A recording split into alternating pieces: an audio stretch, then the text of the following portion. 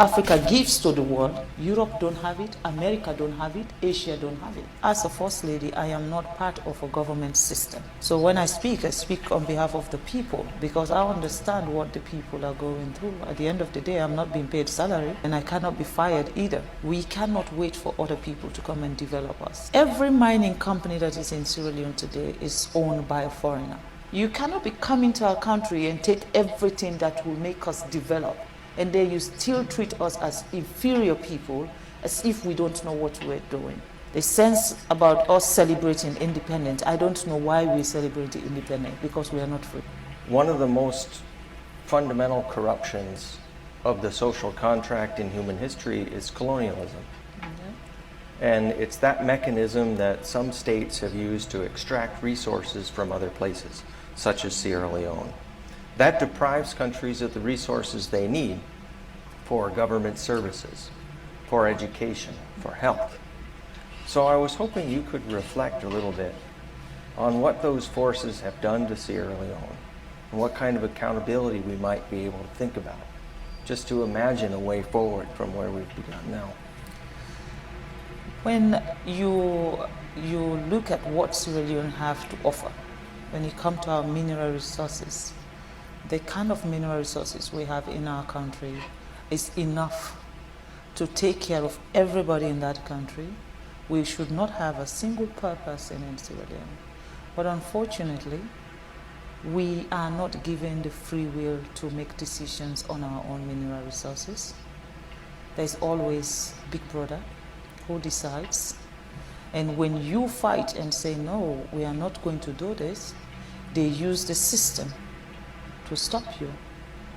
It's either they set you up with the opposition and they'll be supporting the opposition against you from the back, or they cause unnecessary chaos in your country so that you are not able to even govern your own people. They will do things to make you not to be functionable. And of course, any country that don't have peace cannot develop. You have to have peace before you talk about development. I'll give you a simple example about Sierra Leone. Every mining company that is in Sierra Leone today is owned by a foreigner. Every mining company. If it's not the Chinese, it's the American, it's the British. Our electricity, Bumuna, is run by the British, and we still don't have light. We're looking for light, electricity. If you don't have electricity, how can you talk about education? How can you talk about health facility? How can you talk about improving the infrastructure of your country? We don't have electricity. Now, do we actually even have proper water, pipe-borne water, so that our kids will not be sick? We don't have those facilities. Why? With all the minerals we have, there is a cap you put. Before my husband became the president of Sierra Leone was benefiting, they said, what's the word? 0.000.1%. What is that?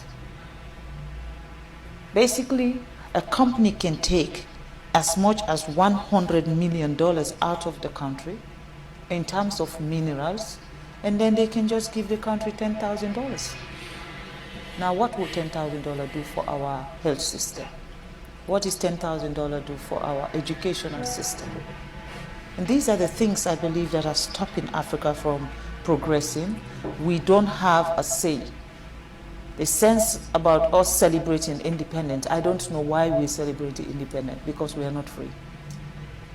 That is my own take. I'm not speaking also on behalf of the government of Sierra Leone, nor am I speaking on behalf of His Excellency the President.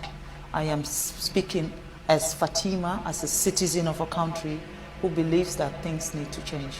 Where do we go from here? Do you have any practical ideas about where we might start?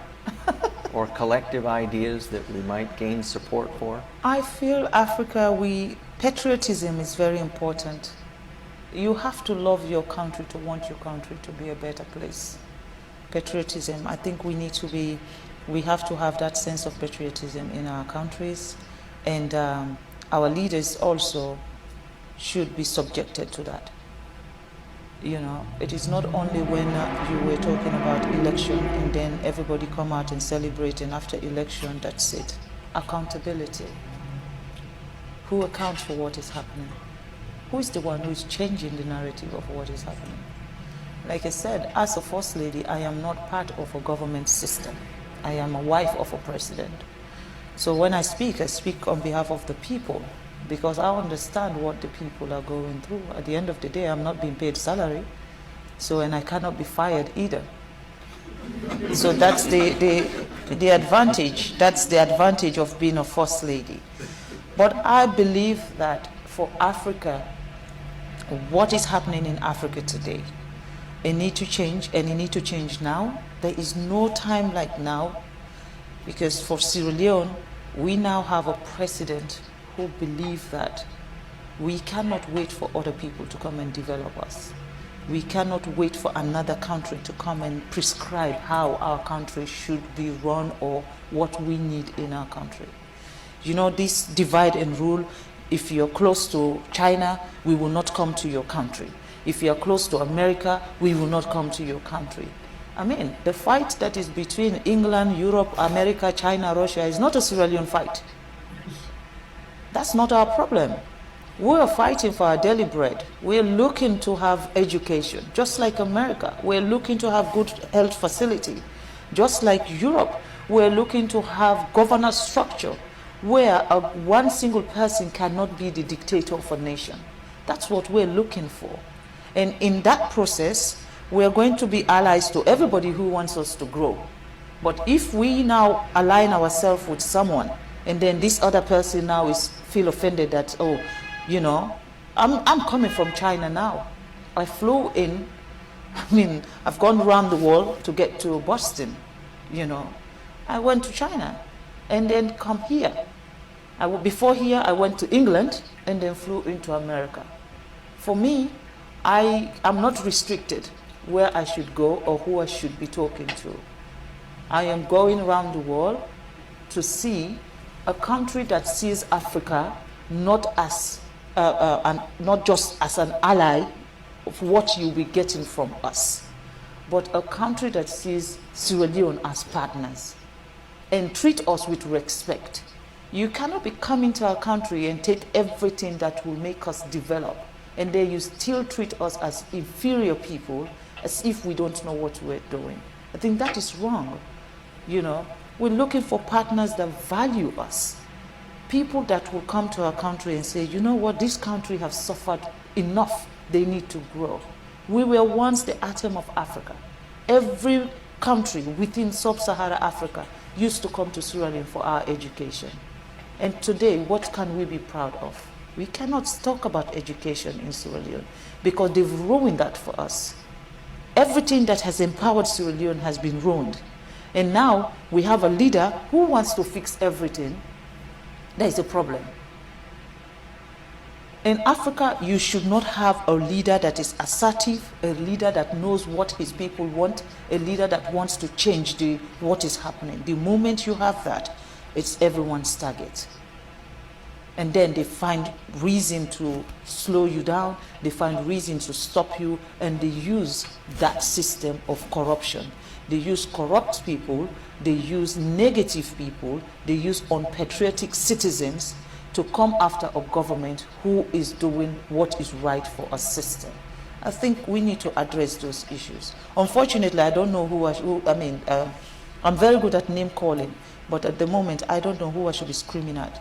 I think the way you started on working on reform for women and girls is a template that can be followed for many other issues. Do you think of what a next one might be?